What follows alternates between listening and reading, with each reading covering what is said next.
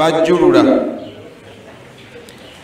ekyokulabirako omuzeeyi akuyise akutumiza mu kyalo omulwadde ogenda okutuuka ku muzeeyi n'akusanyukira naye ng'agonze oluvannyuma n'agamba mutabani wange ekyakuyisizza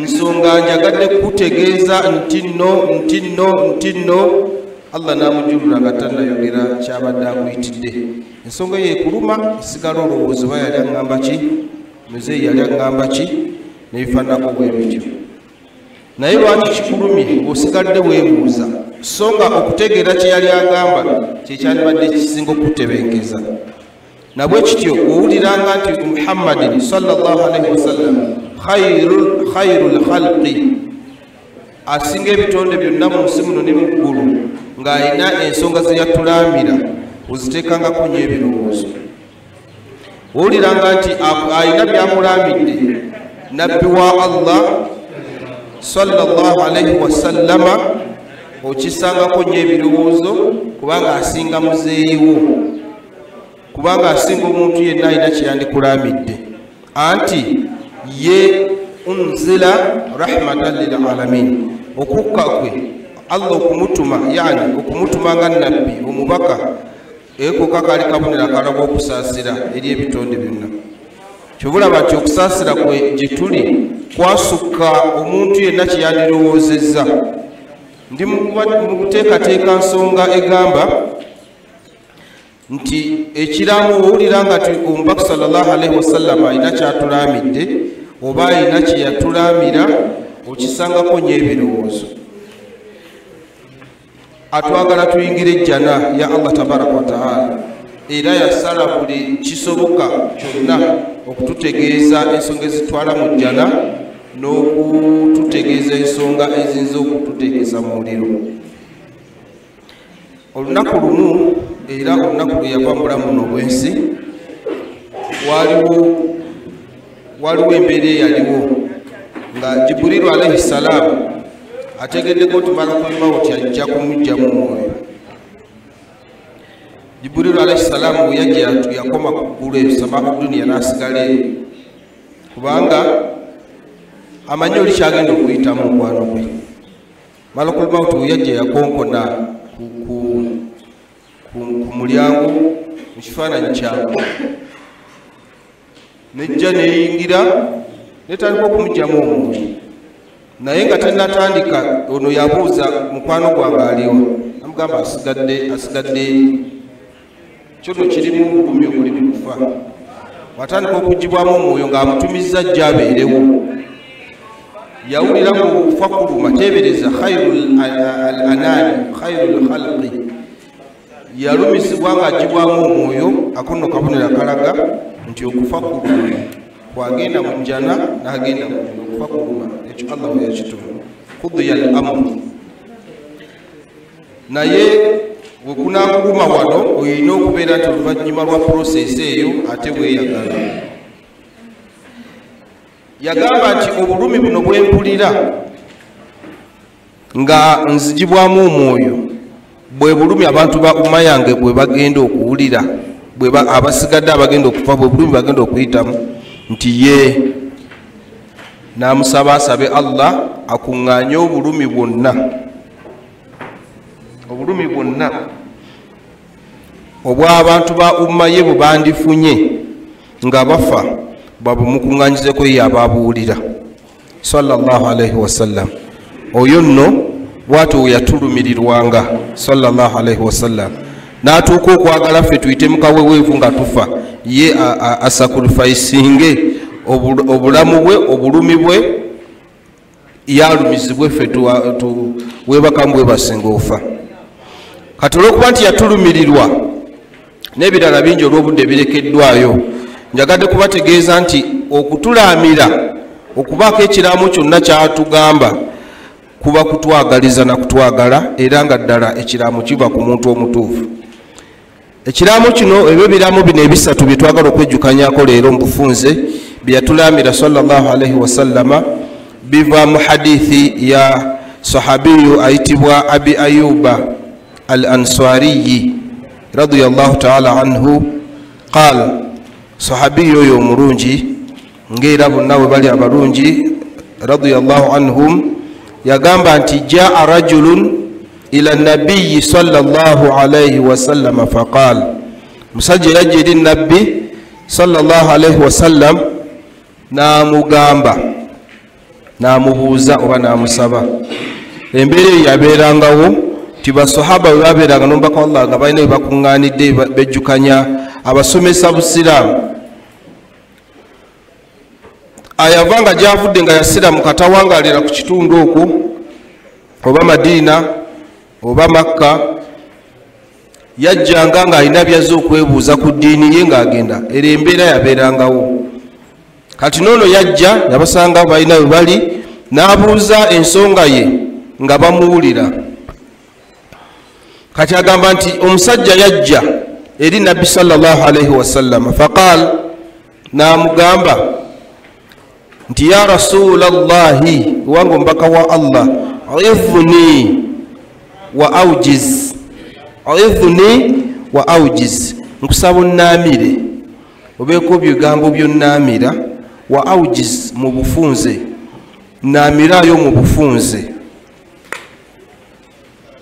bana hadithi abazigaziwamu bagamba nti ekigambo ekyo kyeyagamba omusajja oyo nti idhni wa aujiz nti namirayo mu bufunze kali kabonero akalaga nti ayali asaba okumulamira yali musajja mukulu nga asaba bamulamire mu bufunze tibigaziwa nnyo kubanga akamu kubonera obulago omuntu akuliridde kwerabiralabira kati asaba okumulamira mu bufunze tibeera bingi nnyo ate n'abyerabira oba ebyasoose n'aba nga abyerabidde omubaka sallallahu alaihi wasallam ati yamulwisa n'amulamira ensonga zino ssatu yaziramira ye ne basahaba abaaliwo naffe ffenna aba umma ye sallallahu alaihi wasallam lw'ensonga eyo tugiwulirize bidiqa wal inaya ekisooka yagamba sallallahu alaihi wasallam nti idha qumta fi salatika fasalli salata muwadda'in ebirowoozo bijje kwoli kati biteeke ku ggwe kyetutandise nakyo nga tweteekateeka okumanya n'okukakasa ti omubaka sallallahu alaihi wasallama yatulamira ensonga zino ssatu n'agamba esooka idha qumta fi salatika singa oba ozze okusaala oyimiridde okusaala oyimuse okusaala oba ogenda kusaala fasalli salata muwadda'in fasalli salata muwadda'in saali swala ng'eringa yesembayo mu bulamu bwo muwadda kyawulikako oba kyawulikikwa ebiseera ebyemabega mu bakadde baffe nga bakireetera ku Ramadani ti muwadda ya Ramadani ekigambo muwadda balinga balina kukyatula mu butuufu nti muwadda'un kitegeeza ekintu ekijja nga wekiba kigenze tokisuubira kukusangawo mulundi guddako kyo kirina okudda naye gwe kinaakusangawo kati kyekitegeeza bagamba nga guweddeko nga bwe baguvundulanga nti guweddeko omwezi gwa Ramadani naye nga mu actual sense kiri nti gugenda tusangawo okuddako kakati wanayogera ku swala ekiraamo ekisooka ku bisatu aga nti wobanga oyizze okusaala eswala oyimiridde okusaala eswala faswalli salata muwadda'in saala eswala nga yesembayo yaani togenda kufuna mukisa swala eddako kusangawo kuba zo zibeera zijja ffe tuva ku mugendo esanga bakuziise nejja abaliwo ne bagisaala n'abalala esanga bafudde neddako wetutyo tutambula mu bulamu n'olwensonga eyo musaale swala ng'eringa yesembayo kigambo ekyo kitegeeza ki yali ategeeza sallallahu alaihi wasallama tulongoose eswala zaffe abaffe omanye okusaala ng'oggyeko ebikwate nti twakula tusaala ewaffe ku ssomero tufuna wuzwawo tusala obanga tojjukira lwatuulako wansi wa muwali mu kusoma swala kigambo ku kigambo yanguwa mangu okwerwanako weetereeze nga tonasinkana Allahu tabaraka wa taala. Fasalli salata muwadda'in, musaale swala nga yeringa yesembayo, kiteeke mu bwongo bwo nti nsadde swalatu dhuhuri asuri egenda kusanga nfudde, kati longoose swala eno. Lwaki? kubanga awwalu ma yuhasabu bihi al-abd yawma al-qiyama as-sala, ekigenda okusooka okubalibwa mu ibadaati maaso g'ekitiibwa Allah ku lunaku lw'enkomerero egenda kubeera swala. Bannange mbasaba musenye ebirowoozo ku nsonga eno, tutera ogibuusa amaaso.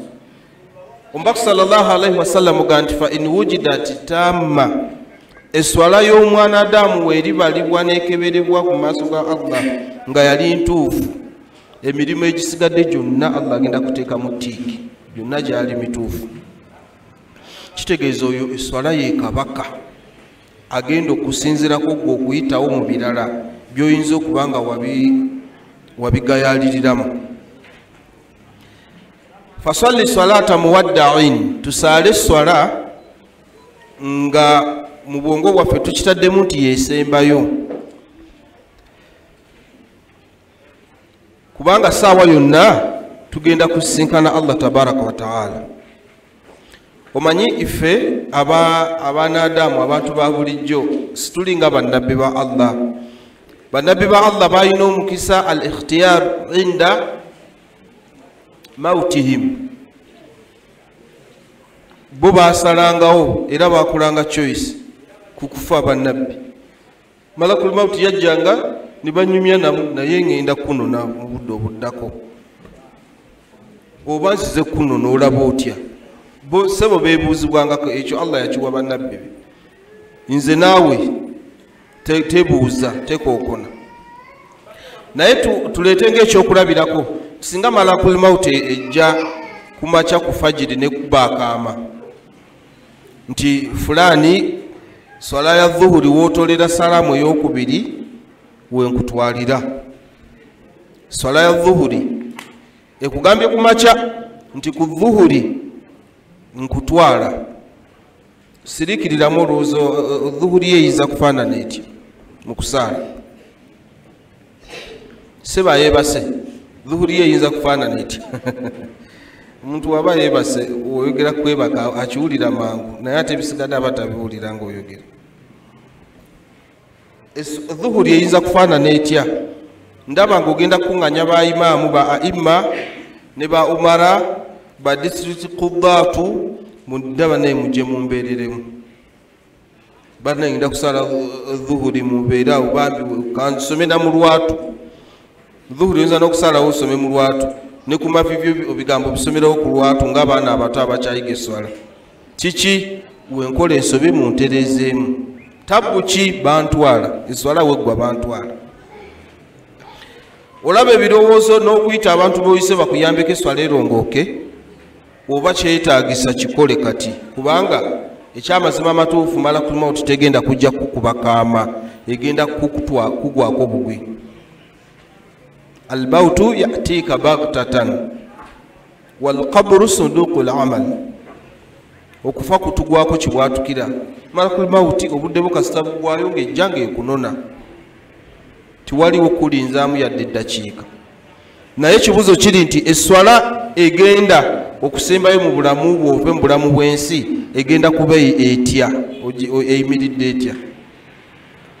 Lwaki abantu twandiyagadde nnyo okusaaza, naddala okusaaza bannaffe esswala ez'ekyama, ate esswala ey'olwatu bwetuuka ntudde ebbali? Sajja omu bamutunyumiza, baali mu lugendo ne banne ng'ayagala okubasaaza yeesooka obwamiiri, amiiri safari. Dhuhuri n'abasaaza, asuri n'abasaaza, magaribu yatuuka nga bulijjo esitawuni batereera, naye ate nadda mu layini. Mugamba yi imaamu nga wagize watukulembedde nti nze sikoowa, nange nkoowa n'omulala asaazeeko. okowa mwakasale swala 10 kwokoyedde kumbe ez'olwatu wano ye wali mu kyama yamanyi byakanika ebintu bye kumbe ey'olwatu agamba awo sijja kgendayo naye abagamba nze nange siko wana mu mulala asaazeeko by'osaala mu swala ey'ekyama by'olina okusaala mu swala ey'olwatu oba by'osoma fasalli salata muwaddain tusaale swala nga yesembayo mu bulamu bwaffe ng'ekirala ekiri mu mbeera eyo tulongoose swala zaffe okuviira ddala mu wudhu eri wudhu gy'ofuna eyimiridde etya wudhu eri mu kaifiya bakusa salama yatuyigiriza buli kimu tolowooza nti omala gasiiga ku mikono n'amagulu namutwe n'ogenda n'osaala kubanga wudhu kakwakulizo mu bukwakulizo bw'esswala obukwakulizo kitegeeza nti ibaada obeera tonnagituukamu efa nga tonana kugituukamu akwakulizo kyekategeeza akakwakulizo kabeera bweru wa mulimu akakwakulizo oba akalombolombo kabeera bweru wa ibaada kyobula akakwakulizo kakulu n'okusinga ebisigadde wawulira obukwakulizo bwa la ilaha illallah omuntu okubeera munna la ilaha illallah obukwakulizo obwo oteekeddwa okubeera ng'obumanyi okutandika okukola ibaadaati ez'enjawulo ng'omusiraamu olina okubanga obukwakulizo obwo obumanyi kitegeeza nga tonnakola mulimu olina okubanga atisti omanyi obukwakulizo bwa la ilaha illallah otherwise oyinza obukolera mu ddiini endala kati n'esswala erina obukwakulizo bwayo obukwakulizo bw'esswala mulimu okufuna wudhu obukwakulizo bw'esswala bwonna toyinako oyinza kugamba nti kanoko ne wenkaleka obuli mu 9 n'okudda waggulu toyinako oyinza ga nti kano ne wenkaleka kaliwa saturul aura osobola okuga nti no leero kansaale bute nga we nazaalibwa leero nsaze olwe mba nsaala esswala neetuuka osobola okujja n'oyingira mu masijidi istiqbaru lqibla nti mutunula wanti eno noganze kansale nga ntunudde eri oba osobola okugamba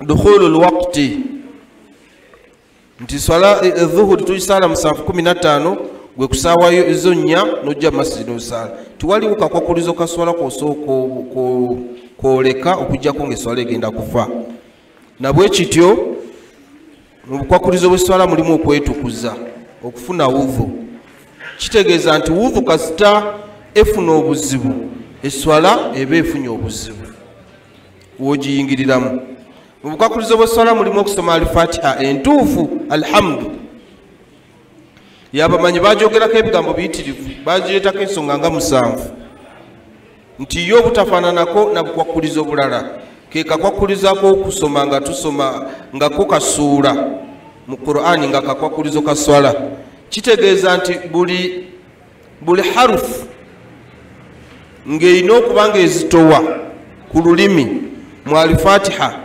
n'ogiwewula alifatiha enfu buli erina okuba nga ewewuka ku lulimi n'ogizitoya alifatiha nfu buli awawangazibwa wobwetteeka wowayimpaya alifatiha nfu alifatiha weefa kitegeeza olwo olinnye mu mpagi alifatiha si kakwakulizo yo mpagi mu mpagi z'esswala kati webanga ate empagi ogimenye afuwan mpagi si kakwakulizo obukwakulizo buli bbali kasita oyingira esswala ng'olwo tutandika empagi zaayo n'olwensonga eyo byonna tubyetegereze okuva wali mu wudhu oyimiridde otya kati woze n'oyingira esswala kati otandise obukwakulizo bw'esswala kati obukwakulizo bw'esswala bwo sore empagi z'esswala zotandise kasita ogiyingiddemu bwoti wojja bwoti n'oyimirira obuyimiriza okutandika ndikakati genze kusaala kati awo ogenze kulumbagana mpagi za swala obukwakulizo bumaliriza masha Allah obutuusiza bulungi akati ozze otandise empagi mu swala mwennyini mu mpagi mwe mulimu ne wajibaatu zaayo n'ebyobweteeka byayo byonna olina okubeera ng'obimanyi musiraamu gwe ensonga lwaki bakuteekako ekitendo ky'okuyimirizaawo esswala si kugisaala alladhina yu'minuna bilghaibi wa yuqimuna as-salah tiyagamba konti wa yusalluna as-salah omuntu ayimirizaawo esswala abeera agiyimirizaawo ku mpaji zaayo teri kiyimirira okujjako nga kiriko mpaji kwe kiyimiridde fasalli salata muwadda'in ebitiibwa wobanga oyimiridde oba ozze okusaala esswala swala girongoose sirikirira wootamanyi kusaala mu swala genda otule wansi w'omusomesa yenna oyige esswala kubanga esswala egenda okusembayo mu bulamu bwo egenda kuba nkulu nnyo olw'okuba nti gwe mulimu ogenda okusooka okubalibwa mu maaso g'ekitiibwa Allah tabaraka wa taala abaddu Allah abajjuludde baghtatan mukimanyi bulungi niyinza okubuuza wano nga buli omu alina omuntu ayali afudde mu nfa nga tasoose kulwala kyobalaba nti Abdullah ibn Umar ibn al-Khattabi yagamba nti idha amsayta fala tantadhiru al-masaa as-sabaha wa idha asbahta fala tantadhiru al-masaa singa Allah akwatirako nakusobozesa n'ozibya obudde n'obuwungeeza fala tantadhiru as-sabaha tolindanga tobeeranga kushuwadde luti ogenda bukeesa naga nti wa idha asbahta ate singa Allah akusobozesa obudde ne bukya nga we bukedde nga tuli balamu fala tantadhiru al-masaa mwana wattu tolindanga nti bugenda kuwungera tobeeranga kushuwadde kitegeeza ki nti okufa kw'omuntu kuli eitha kiro oba misana kati twetereze saawa yonna tugenda kusinkana Allah tabaraka wa taala naye ekigambo esswala bakusa salama kyekimu ku byasembyayo bajja batulaga ebigambo ebyenjawulo nti bino mbaka walla byasembyayo okwogera naye nga oba oliawo abamu tibatuteekululira nga asigazza ennaku 7 oba wiiki emu ebigambo byeyayogerera ngaawo byonna babibala mu bigambo byeyasembyayo olaba ne hijja bagita hijjatul wida hijja yakola etya hijja yasembayo naye nga oluvannyuma lwa hijja n'ebigambo byeyayogererawo akaseera katambula kitegeeza nti ebigambo ebyasembayo byabeeranga byanjawulo naye bino ebigambo ebyasembayo ng'ali mu mbeera yakufa naga aswala bannange mbalaamira eswala namwe mugiraamira abo bwe mwinako obuyinza oba bwe musobola okugiraamira ebyo byebigambo ebimu ku bigambo ebyasembayo ku lulimi lwe kati ekyasembayo ekikolwa mu ibaada kwali kusenya n'olwensonga eyo bannange webanga tuyimiridde okusaala tunagenda okusaala salatu dhuhuri buli ali wano weeseemu ebiruzo naye byensala bituufu kubanga buli omu obeera mabegawo enooyimirira n'osaala mu kyama naye singa bakutwalira oluvannyuma lw'esswala eyo obeera ogenza oti abantu bangi Allah bajjuludde bambi n'agenda waliwo omusajja mukulu imaamu omu yamunyumirizaako gwe baziise nnaku nga 3 emabega yabadde awo nga mulamu naga naye mpulira ate seewuliramu bulungi soka ensala sunna yange wano kulaka eyokubiri ku sunna tiyavuddewo wansi kazukulu ke kalabye tabaawo kajja kamunyenyanyenyako yayiringise bwiringise n'agweri ng'omusaayi gumuvaamu omutima gwayabise eswala ye yabadde etya abamanyi sheekhe waffe atajja kwanguwa kutubaako mu byafaayo by'obusiraamu Abdul Karim Sentamu rahimahullah yamaliriza kuddamu bibuuzo wali ku William nga bulijjo n'agenda mu ofiisi wali ng'alina bupaani bwe mu kaveera n'abaako abawali mbe yawaka obupaani n'agenda mu mmotoka ya deeka sajja we yamukubira amasasi eswala ye yali etya gye yasembyayo n'abalala bayitirivu obudde obw'ekiro bw'ogenda okufiiramu oba obw'emisana lowooza ku swala gy'omaliriza okusaala ebadde etya bane tulongose swala zaffe atamanyi tahiyaatu weerwaneko ogitegeere kuba eyo y'emu ku mbeera z'omuswala oba y'emu ku mpagi z'omuswala naddala esembayo abaddu kwe basinga okuba nga tebagimanyi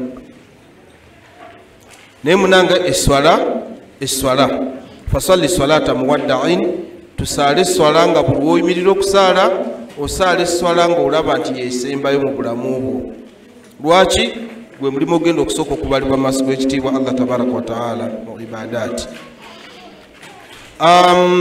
Wasuya ey'okubiri walillahi alhamdu eyo katugyerekereze buli omu agenda akirowoozeeko.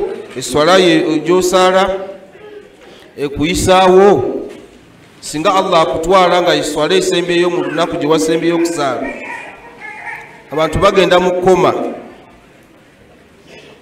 n'azirikamu awo wiiki namba wiikisi 2 abalala myezi, naye ng'eswala gye yasembayo okusaala nga akyategeera yebalibwako yali etya. Wasuya ey'okubiri yagamba sallallahu alaihi wasallam nti wala takallam bikalamin ta'tadhiru minhu gadan. Wasuya ey'okubiri yagamba nti wala takallam bikalamin, toyogeranga bigambo ta'tadhiru minhu gadan, byogenda okwejjusa enkya. Toyogeranga bigambo byogenda okwejjusa olunaku olw'enkya. Wala takallam bikalamin ta'tadhiru minhu gadan, timwogeranga bigambo bimugenda kwejjusa nkya. Enkya eteekulwamu emiteeko ebiri. Waliwo enkya ey'edduniya n'enkya ey'akhira. Byombi tuteekwa okubyogerako olw'ensonga nti wagamba nti toyogeranga bigambo by'ogenda kwejjusa nkya. Okwejjusa kuno kwe tutunuulira enkya ey'edduniya mukimanyi bulungi nti tulina ebigambo bye twogera ne bituleetera emitawaana n'owuzika nga wejjusa. Eriwo abantu abali mu makomera olwaleero nga bali mu makomera lwa bigambo bye baayogera, ne wabeerawo abantu nga babagoba ku mirimu gyabwe lwa bigambo bye baayogera.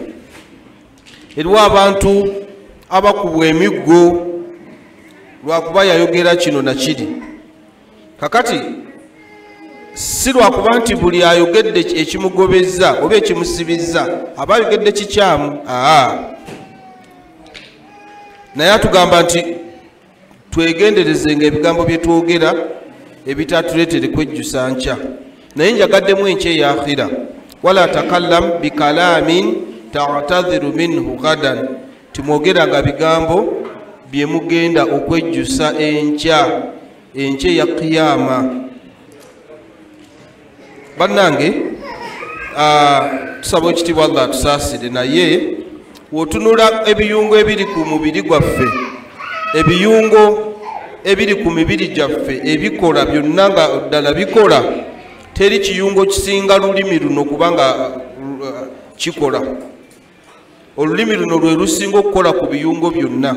Anti nsobola okutuula wano njogera ebigambo 1,000 mulamba mu ddakiika nga 10 nga sisabye yadde mazzi. Allah tabaraka wa taala yagamba mu suratu Qaf, mbaserabidde nti ma yalfidhu min qawlin illa ladayhi raqibun atid. Ma yalfidhu min qawlin, teri lafdhu, teri kwatula, lafdhu nutuqu, teri kwatula muntu yenna kwasobola kwatula kigambo kyonna, illa ladayhi raqibun atid, okujjako nga kiriko malayika erondoola era ewandiika. Ekigambo kino tuseekeko ebirowoozo nga tumaliriza. Teri kigambo mwana Adamu kyayogera okujjako nga kiwandiikibwa. Kakati ekigambo ayeyo ma yalfidhu min qawlin, ekigambo qawl mu lulimi olwarabu kibeera kiyitibwa nakira.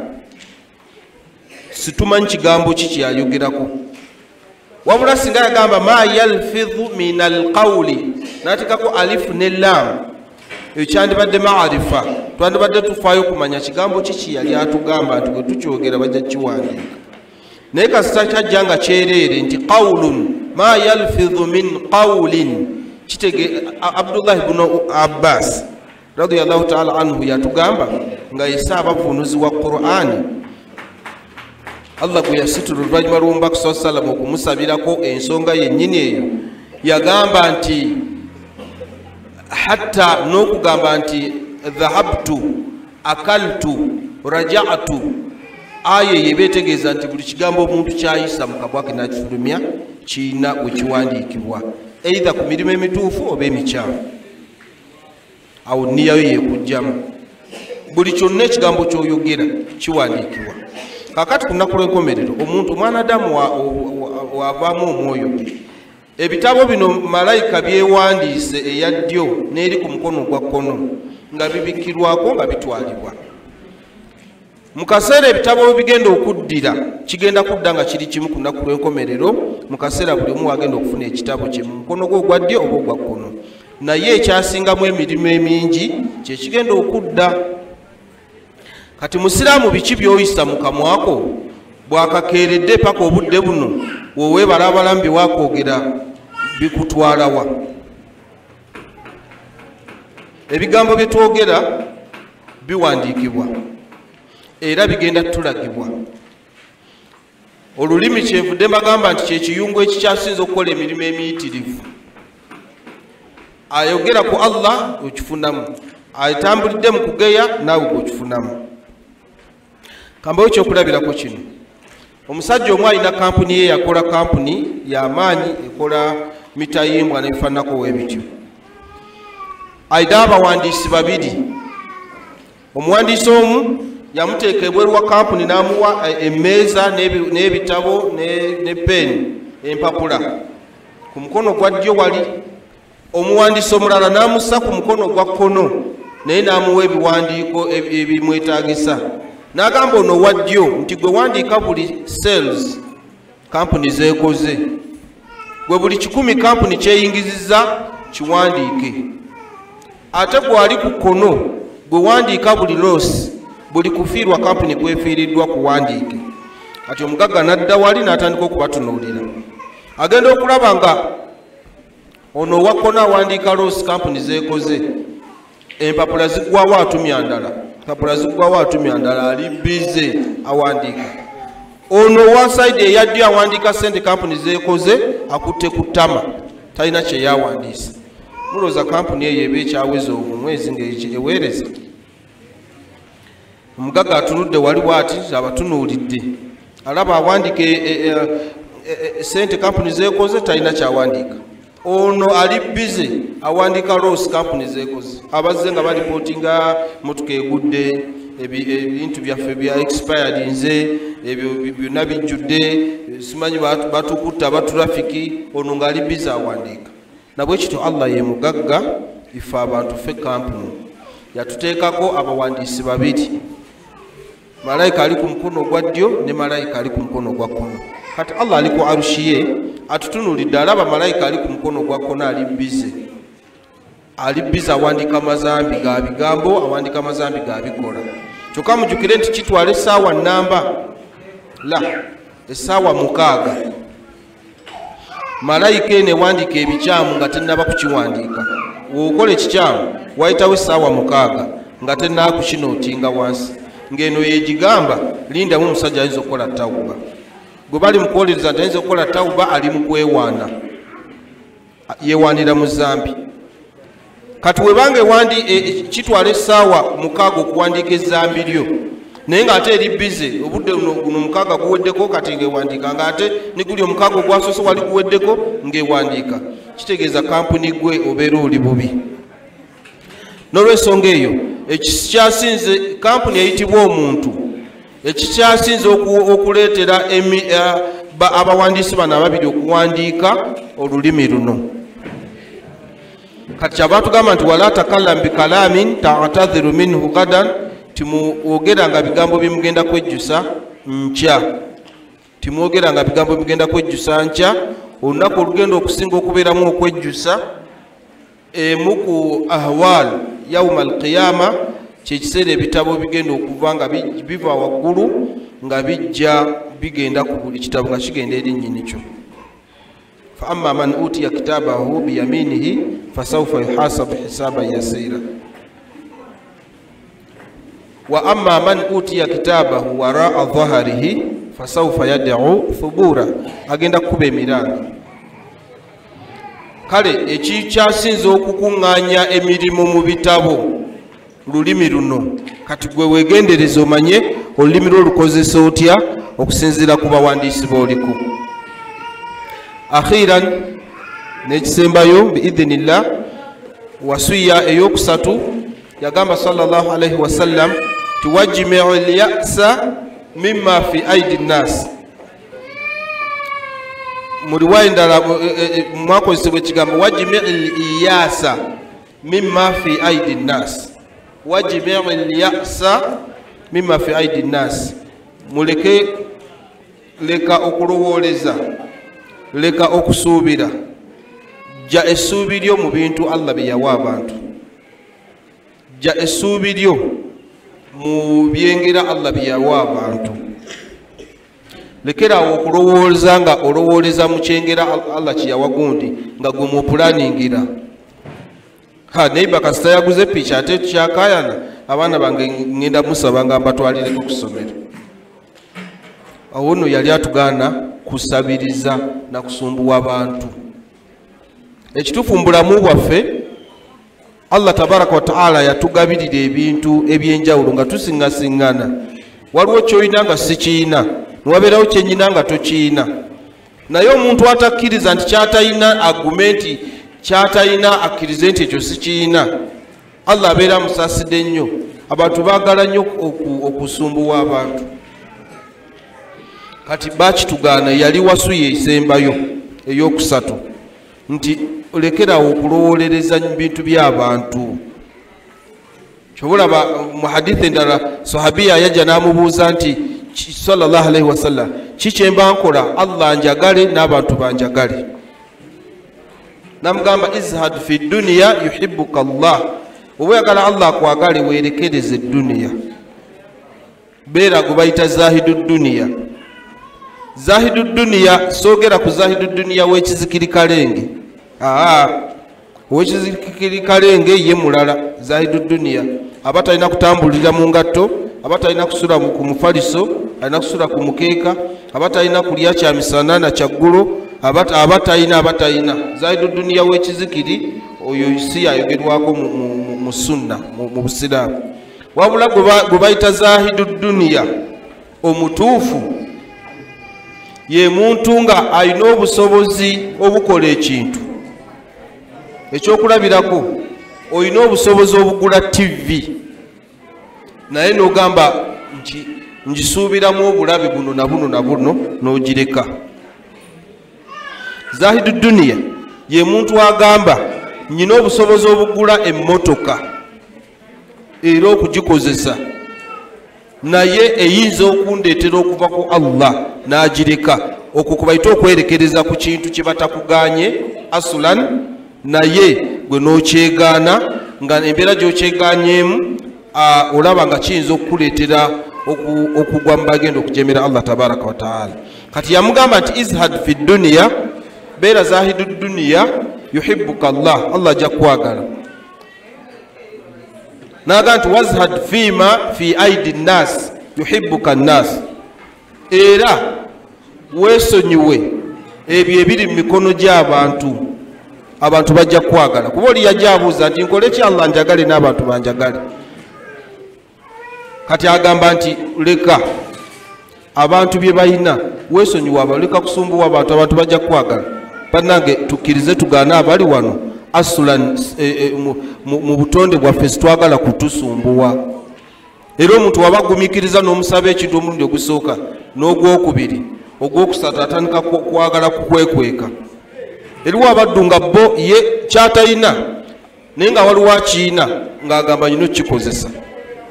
Bwe tumanyiyo bannammwe nga ye eva yafuuka waaka airtime, olinako eddakiika Airtel, olinako eddakiika ye nga tajjukira lwe yasembayo okuteeka minutes ku simu ye, wabula olinako ka Airtel awo olinako eddakiika. Ye buli gwawako musalamu aleikum alaikum salam, owaye olinako eddakiika awo nkubeko unity. Kati bajja kutuuma kaddakiika. Kati omuntu wakulaba eri nga ojja atandikirawo amanyirawo nti awo kati agenda kusaba ddakiika. Abantu sibagala kubasumbuwa. okusaba kukkirizibwa naye okusabiriza tikukkirizibwa. Kyabaga nti wajimi ilyasa mimma fi aidi nnas, mwesonyiwa ebintu bimikono gy'abantu. Abaddu n'abeerawo ng'alina pamiti, yagenda n'afuna ne pamiti naye nga talina ssuubi era ne munniye tikirimu nti agenda kufuna emmotoka, wabula pamiti. Bakwano bange nnyina bangi, abantu bemmanyi abalina emmotoka bangi. Sheikh Saadi Khalfan alina emmotoka awo, kakati mbulako buzi pamiti. La hawla wala quwwata illa billah. Eyo emmotoka no otabeera mu kalukalu ng'abantu bayinza n'ogikulemesa ogikozesa. Sheikh Saadi Khalfan emmotoka nga wosembera abantu bayinza n'ogikulemesa sebo okugivuga. Omusajja agenda n'afuna pamiti naye nga talina mmotoka, ate asuubira gifuna naye ng'agumidde ku ki? Sheikh Saadi Khalfan alina emmotoka. Kati oyo mbuulira wagenda okukkiriza okukozesa ku mmotoka yadde eddakiika ddene. Abasajja babeerawo nga bakupulaningira kinkoze bulungi sirina mmotoka kati mbyogera singa mbadde naye oli yandigambye otasoboka. Buli puroguramu eyewiiki ennamba Sheikh Abdul Majid, puroguramu ya wiiki ennamba abantu babeerawo nga inshallah ku Monday ndakusaba Sheikh Abdul Majid ono Sheikh Saadi Khalfan ku mmotoka ye. Waliwo agamba ku Lwokubiri tugenda mu kwanjula ndakugenda nsabe Sheikh ku mmotoka. Olwokusaba buli lunaku luliko puroguramu y'omuntu ku mmotoka yo, nga woba okkiriza bw'oti odda waka ono weebaka emmotoka negenda neekola. Naye bantu mmwe naye ku mbeera endala ebyengeri ebirala Allah byawadde bannammwe nga tannabibawa, sabako ekisaanidde oleme kubeera wa bulijjo abantu tibakwetamwa. Wajimi ilyasa mimma fi aidi nnas. Barakallahu fikum wa jazakumullahu kulla alkhair. Zibadde waswaya esatu Mbaka salama ziyatulamira mu hadithi eyo esoose tugambye nti idha qumta fi salatika fasalli salata muwadda'in. Obanga oyimiridde obozza okusaala saala esswala girongose esswalayo buli kimu okakasenti kiri bulungi ogisaale nga yeswala esembayo, togenda kufuna mukisa gusaala swala ndala. Ensonga ey'okubiri n'agamba wala takallam bikalamin ta'tadhiru minhu gadan, toyogeranga bigambo byogenda okwejjusa enkya naddala enkya eya akhira. Ekyokusatu n'agamba wajimi ilyasa mimma fi aidi nnas, tuleme kuteeka nnyo ssuubi mu bintu eby'abantu nga oba oliawo tubasumbuwa, ekyo kiyinza okutusula mu kusabiriza. Jazakumullahu kulla alkhair. Wassalamu alaikum warahmatullahi wabarakatuh. Sheikh Saadi yaddako Khalfan era waali wano, oluvannyuma lwe tugenda kubategeeza Sheikh Kitenda ajja, Sheikh Juma Nyanzi waali agenda kujja, Sheikh Twaha Kakanda ajja, Sheikh Nasru Katerega ajja mpaka sawa 11 biidhnillah. Mwongere okufuna ebimuwandiika ebyokusoma bikyali bingi. Assalamu alaikum warahmatullahi wabarakatuh.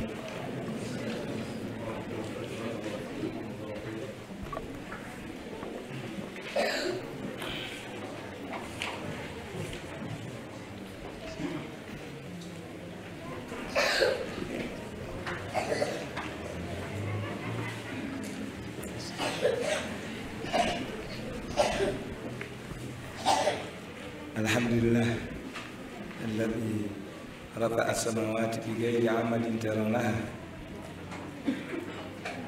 matenda majibu bighayri nuqsan agatali mukende kubona. Tulize Allah subhanahu wa ta'ala zako kusala Nabi Muhammad sallallahu alaihi wasallam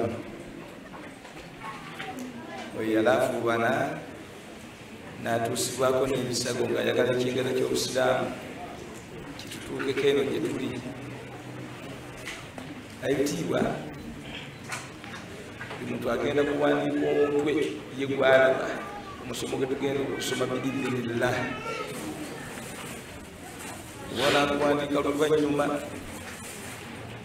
naye tugenda kubeera nga tubijja ebigambo mu kitabo kibayita ahdathu nihaya ekyomumanyi ayitibwa Muhammad Hassan, musajja mu Misiri. kino abakiwandiika yali asomesa busomesa nga